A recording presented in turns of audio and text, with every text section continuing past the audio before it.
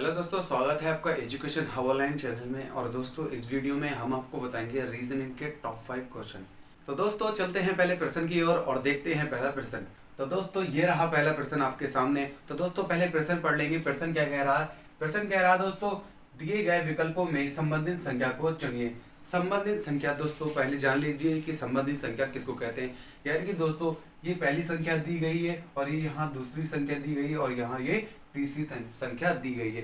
यानी कि दोस्तों संबंधित संख्या उसको कहा जाता है जिसका पहली संख्या से और दूसरी संख्या से आपस में जो संबंध होता है। यानी कि दोस्तों पहली और दूसरी संख्याओं का आपस में कोई संबंध है, उसी प्रकार तीसरी संख्या का चौथी संख्या से किस प्रकार संबंध होगा तो उसको संबंधित संख्या कहा जाता है। दोस्तों हमें ज्ञात क्या करना है? दोस्तों हमें तीसरी संख्या का देखना है कि चौथी संख्या का किस तरीके से उनमें संबंध है। तो दोस्तों जैसा कि पहली संख्या से दूसरी संख्या में आपस में कोई ना कोई संबंध है, उसी प्रकार दोस्तों तीसरी संख्या से चौथी संख्या में भी कोई ना कोई संबंध होगा। तो वही हमको ज्ञात करना है। ये दोस्तों 4 ऑप्शन दिए गए हैं। इनमें से दोस्तों हमें जो हमारा ऑप्शन सही है उसको सिलेक्ट करके यहाँ पर रखना है, तभी हमारा दोस्तों ये पूरा जो विकल्प है वो बिल्कुल ठीक हो जाएगा। तो दोस्तों चलते हैं क्वेश्चन को सॉल्व करते हैं। तो दोस्तों पहले हम श्रृंखला देख लेंगे कि दोस्तों हमारी जो श्रृंखला चल रही है तो वो दोस्तों किस तरीके से चल रही है।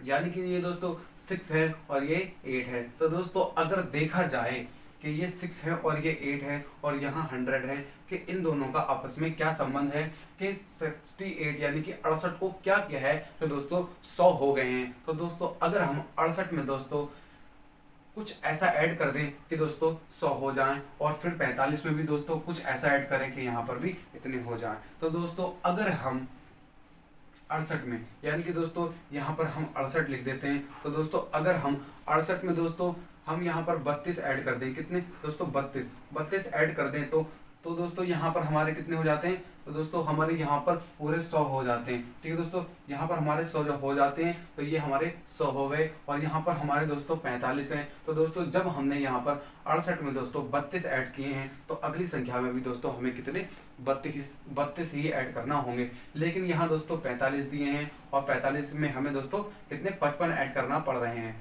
दोस्तों हमें 55 ऐड करना पड़ रहे हैं और दोस्तों यहाँ 55 करने के बाद दोस्तों 100 आ रहे हैं। तो दोस्तों इस तरीके से देखेंगे कि हमारे जो इस वाले में दोस्तों 32 ऐड किए हैं हमने तो हमारे दोस्तों यहाँ 100 हो गए हैं। लेकिन अगली संख्या जो हमारी 45 दी है 45, उसमें दोस्तों हमने 55 ऐड किए, लेकिन दोस्तों 55 ऐड करने के बाद 100 हो गए, लेकिन इसमें कोई भी ऑप्शन नहीं दिया गया है। इसलिए दोस्तों ये क्या होगा? ये मेथड बिल्कुल गलत हो जाएगा। इस तरीके से ये बिल्कुल भी सॉल्व नहीं होगा। तो दोस्तों हम दूसरा मेथड अपनाते हैं कि किस तरीके से सॉल्व होगा। तो दोस्तों जैसा कि यहाँ 68 यानी कि 68 लेके हैं, तो दोस्तों अगर हम दोस्तों क्या करें तो दोस्तों अगर हम यहाँ पर 68 यानी कि 6 और 8 68 हो गए दोस्तों। अगर हम यहाँ पर 6 का स्क्वायर कर दें और दोस्तों 8 का भी स्क्वायर कर दें, यानी कि दोस्तों जो 6 का स्क्वायर यानी कि दोस्तों 6 का जो स्क्वायर होता है वो कितना होता है? 6 छंग 36 होता है दोस्तों, प्लस और 8 का स्क्वायर जो कितना होता है दोस्तों? 8 64 होता है। उसी प्रकार यहाँ पर 64 लिख दें हम। तो अगर इन दोनों को हम ऐड करें तो दोस्तों यहाँ हमारे 100 यानी कि 100 हो जाते हैं। उसी प्रकार दोस्तों हमें क्या करना होगा? जैसे ही दोस्तों हमने इनका 6 का और 8 का स्क्वायर किया है, उसी प्रकार दोस्तों हमें अगली संख्या का भी स्क्वायर करना होगा। यानी कि दोस्तों हमें 45 का भी स्क्वायर करना होगा। तो दोस्तों यहाँ 4 लिख दिया हमने और यहाँ 5 लिख दिए। दोस्तों अगर हम 4 का स्क्वायर करें यानी कि 4 चौक 16 हो जाएंगे यहाँ, और दोस्तों 5 का स्क्वायर करें तो 5 25 हो जाएंगे यानी कि 25 हो जाएंगे यहाँ। जब हम इन दोनों को इक्वल करेंगे तो दोस्तों कितने हो जाएंगे? ये दोस्तों 41 यानी कि 41 हो जाएंगे। तो दोस्तों ये 41 हो गए। तो दोस्तों हम देखेंगे कि हमारा 41 ऑप्शन किस में आया है। तो दोस्तों 41 जो हमारा ऑप्शन है वो ऑप्शन नंबर सी में है। तो दोस्तों ऑप्शन नंबर सी हमारा बिल्कुल करेक्ट हो जाएगा। और दोस्तों जो तीसरी संख्या से चौथी संख्या का जो संबंध था वो किससे हो जाएगा दोस्तों? 41 यानी कि 41 से जो है वो इसका संबंध हो जाएगा। तो दोस्तों हम उम्मीद करते हैं कि ये प्रश्न आप बहुत अच्छी तरीके से समझ गए होंगे और अगर ये आपकी परीक्षा में आएगा तो आप बहुत आसानी से सॉल्व कर लेंगे। तो दोस्तों चलते हैं प्रश्न नंबर 2 की ओर और देखते हैं प्रश्न नंबर 2।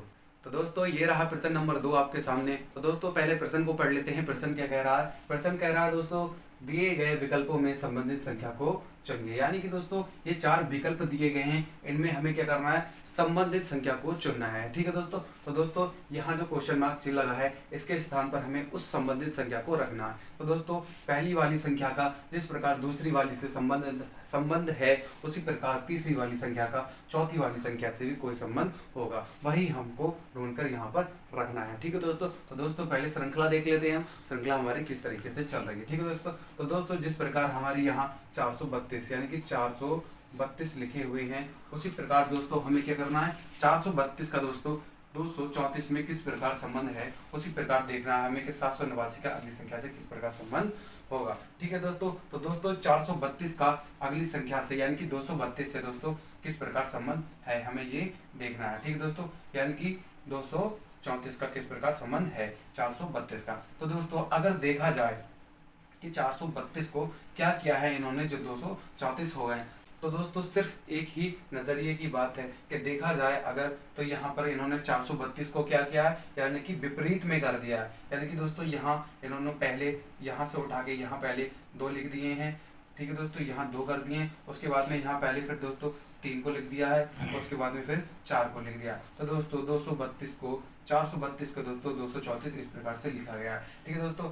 उसी प्रकार हम अगली संख्या देखेंगे, यानी कि जो हमारे लिए 789 है, उसको अगली कैसे कन्वर्ट किया है। ठीक है दोस्तों। तो दोस्तों जैसे ही इन्होंने 432 को 234 इस प्रकार लिखा है, उसी प्रकार हमको 789 को भी लिखना होगा। यानी कि दोस्तों हम पहले कितने 9 लिख लेंगे यहाँ पर, उसके बाद में दोस्तों 8 लिख लेंगे यहाँ, उसके बाद में हम यहाँ पर 7 लिख लेंगे। तो दोस्तों ये हमारी 987 हो गई। तो दोस्तों देखते हैं हमारी जो 987 है वो किस ऑप्शन नंबर में है। तो दोस्तों देखते हैं कि ऑप्शन नंबर वो हमारे सी में है, यानी कि ऑप्शन नंबर सी में है। तो ऑप्शन नंबर सी हमारा जो है वो बिल्कुल करेक्ट हो जाएगा। तो यहाँ पर जो 987 जो दोस्तों आई है वो यहाँ पर क्वेश्चन मार्क के चिन्ह के स्थान पर हो जाएगी। तो दोस्तों फिर इसी प्रकार तीसरी वाली संख्या का चौथी वाली संख्या से संबंध हो जाएगा। तो दोस्तों ऑप्शन नंबर हमारा सी बिल्कुल करेक्ट हो जाएगा। तो दोस्तों हम उम्मीद करते हैं कि ये प्रश्न भी आप बहुत अच्छी तरीके से समझ गए होंगे, और अगर ये आपकी परीक्षा में आएगा तो आप इसको आसानी से सॉल्व कर लेंगे। तो दोस्तों चलते हैं प्रश्न नंबर 3 की ओर और देखते हैं प्रश्न नंबर 3।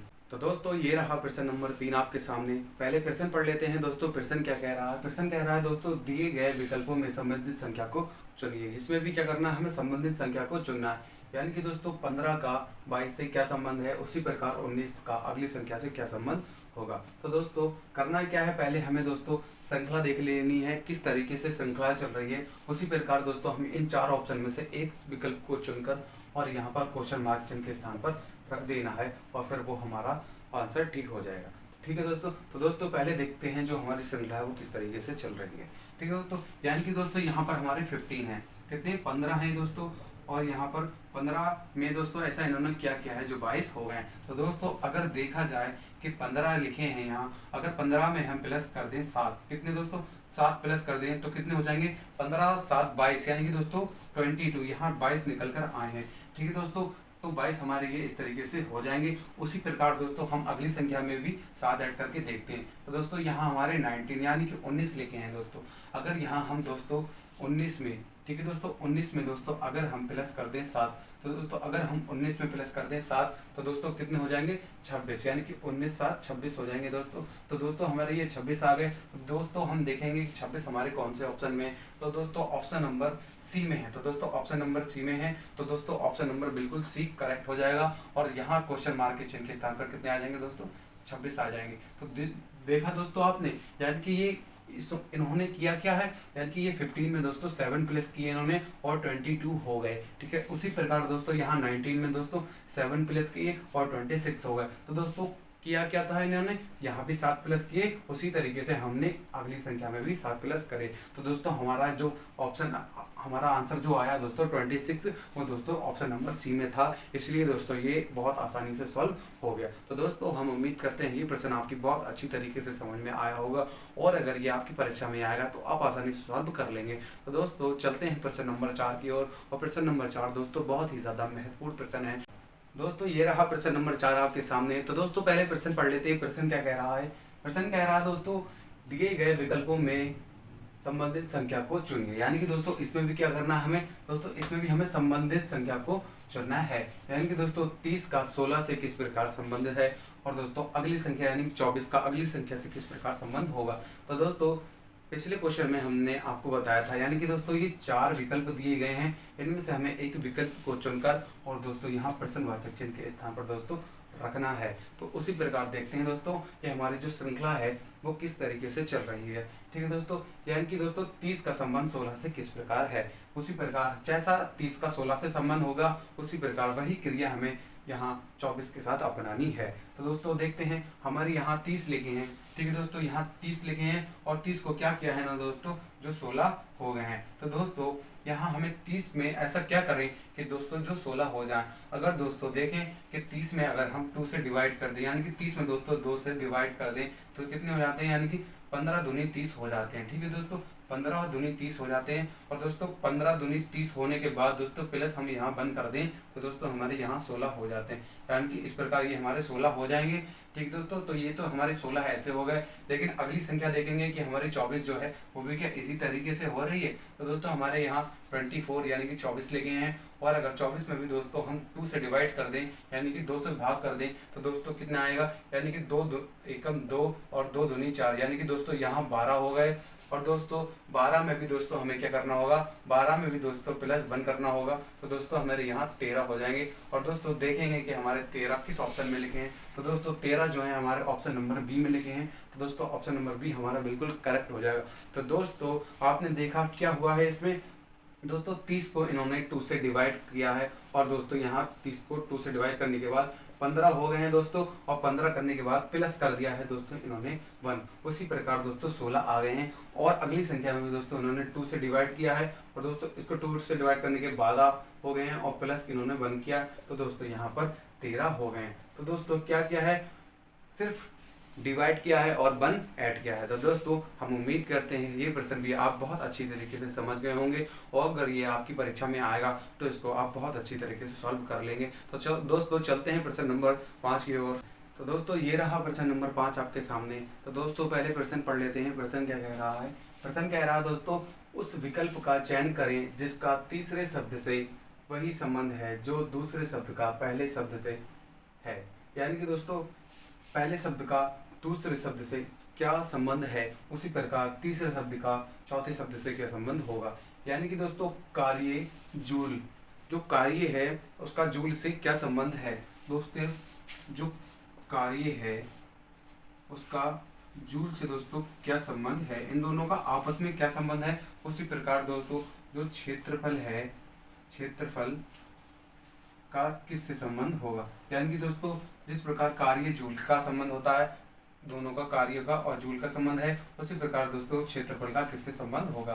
तो दोस्तों जहां तक कि देखा जाए जो दोस्तों कार्य होता है, यानी कि दोस्तों जो कार्य होता है वो किससे मापा जाता है, यानी कि कार्य को जूल से मापा जाता है। तो दोस्तों किससे मापा जाता है, जूल से, यानी कि कार्य को दोस्तों जूल से मापा जाता है। उसी प्रकार दोस्तों जो क्षेत्रफल है उसको किससे मापा जाता है, परिमाप से मापा जाता है। नहीं दोस्तों परिमाप से नहीं मापा जाता। क्या रेडियन से मापा जाता, तो रेडियन से भी दोस्तों नहीं मापा जाता। लंबाई से तो दोस्तों बिल्कुल ही नहीं मापा जाता। तो दोस्तों 3 ऑप्शन जब आपके गलत आए हैं तो चौथा ऑप्शन क्या है, हेक्टर। यानी कि जो चौथा ऑप्शन है हेक्टर वो आपका सही है। तो चौथा ऑप्शन बिल्कुल सही है। यानी कि दोस्तों जो क्षेत्रफल को किससे, हेक्टर से मापा जाता है। कार्य को जूल से मापा जाता है, उसी प्रकार दोस्तों क्षेत्रफल को हेक्टर से मापा जाएगा।